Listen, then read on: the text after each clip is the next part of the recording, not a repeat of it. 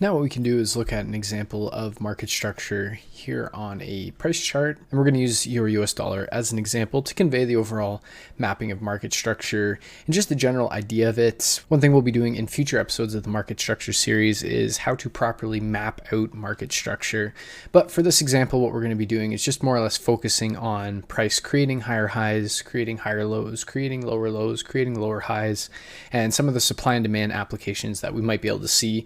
One thing I wanted to add before we get into this too much is that although in the previous video we discussed supply and demand and the application to it, having demand being respected and supply failing for uptrends and supply being respected and demand failing for downtrends, one thing that should also be stressed and mentioned is that the supply and demand zones may not necessarily appear or be as present on one particular time frame, and this is where the fractal nature of the markets really do come into play. So what you may see is an uptrend on a daily perspective. You may have a daily demand zone, but once you go down to a lower time frame, there might be a supplier demand zone that is less visible on a higher time frame that might get a reaction that then creates that higher high or lower low depending on the market profile. But what we can see here on Euro US dollar is that initially price is creating an uptrend. We're creating higher highs and higher lows. And what we can see just before we touch into much is we had a high here. We've broken this high, creating a higher high. Our low would be right here. We created a lower low. So we're kind of in a stage of breaking highs and breaking lows. But what we can see is price creates a high. So what we would then be doing is looking at price in a trading range of this particular low and this particular high. It is an incredibly large trading range and not something that I'm a huge fan of. And this is just unfortunately the way it would map out using the lowest low to the highest high of that range. Of course, if you were to run into an event like this, you might want to reduce the trading range, but at the same time, what you could do is just monitor the substructure that is within this point. If we do break below this point, looking at substructure, looking at supply and demand, and using that as a basis to develop whether or not things are changing. But for the most part, what we can see is we have a large trading range and price doesn't even come down to this lower half. So it's less of an issue. What we can see is we create this high, price creates a complex pullback where we're creating substructure before we actually end up moving to the upside. And we'll just zoom in a bit to get into more of this price action. But what we can see when we zoom in is we have this high, and basically what we're looking for is price to either, just zoom out one more time, we're either looking for price to break this high, creating a higher high, which would then confirm that the bullish market structure is still present and that we're still in an uptrend, or breaking a low to point, or printing a lower low by breaking this previous low, which would then signify a lower low. But as we can see, price does end up breaking this high, creating a higher high. And what we can see as price begins to correct once we put in this high is a complex pullback where initially we might think that this is the higher low. We might think that this is the higher low. We have this as a higher low, and then price finally moves to the upside, breaks to the upside, creating a higher high right here. And then what we can see is price creates more series of higher highs, higher lows, higher highs, higher lows, followed by a higher high. And then what we can see is the trend actually switches where we get this impulsive move to the downside, creating a lower low because we've broken the previous higher low. We then create a new lower low. This would be our lower high. And we would be mapping out our range just like this. And what we can see is, although we did wick break the previous lower high, we never actually closed above the high. So for this example and for how I map out market structure, which we will talk about in a future video, I would consider this still part of the overall downtrend, especially because what happens next, we see a large move to the downside that breaks structure, creating another lower low. We then pull back, create that correction, and then break to the downside, creating another lower low, which would create our lower high right here.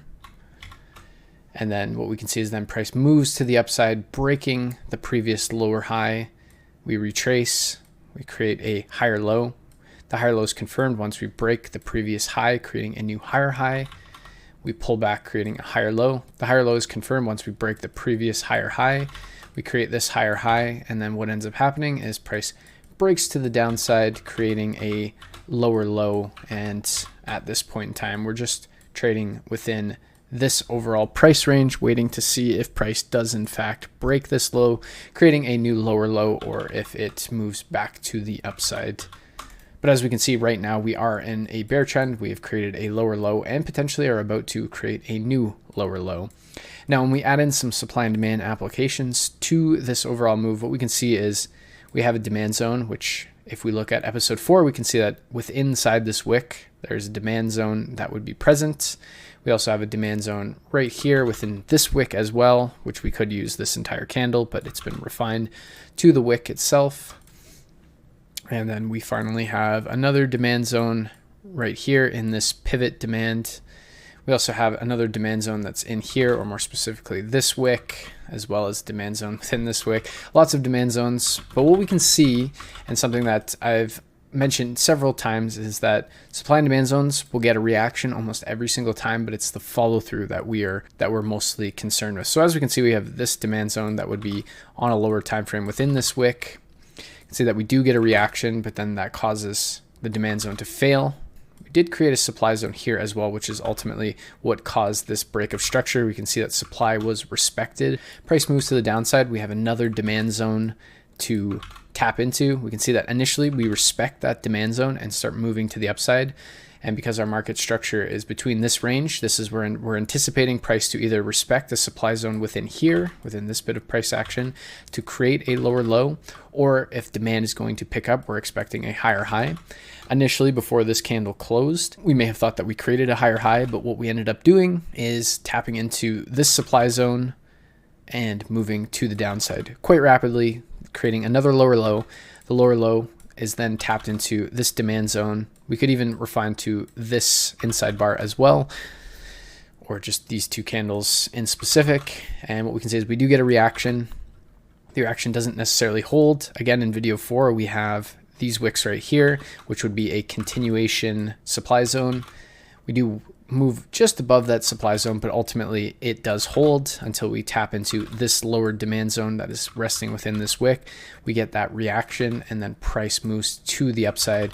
And again, something that I mentioned in the reversal and continuation models supply and demand zone video, that more often than not, the reversal models tend to hold more than the continuation models. And what we can see, just adding on to that, is that we have a continuation model, we have a continuation model, we have a continuation model, we have a continuation model, all of which do get a reaction but don't hold specifically, whereas we have a reversal model, and as we can see, price taps in, moves away quite aggressively. We have a reversal model, price taps in and respects it quite heavily. So again, this is just something to add on and build onto the supply and demand section. As you can see, we're building from each concept to add onto each of the pieces so that we can better understand the markets. We can better understand what's happening behind price action.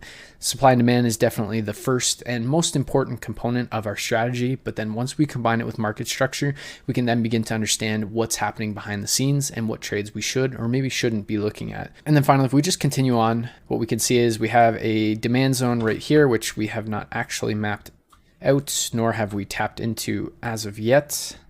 We have a demand zone right here. And what we can see is price respected it initially. And what we can see is price broke below and then immediately retraced in. So initially we did see some minor respect of the zone, but ultimately this zone has been disregarded entirely. Again, this is where we would see a continuation model.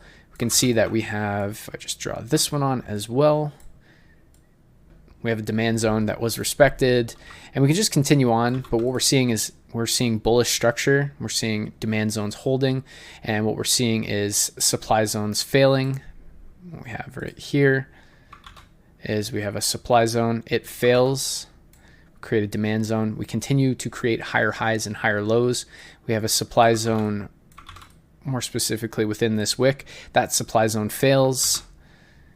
We have a supply zone within this wick. That supply zone fails. We have a demand zone. The demand zone is respected, and price continues making higher highs until we tap into this supply zone that is more at the origin or the extreme of the move, and it's also a reversal model, and that's where we can see that price has now turned and is moving to the downside.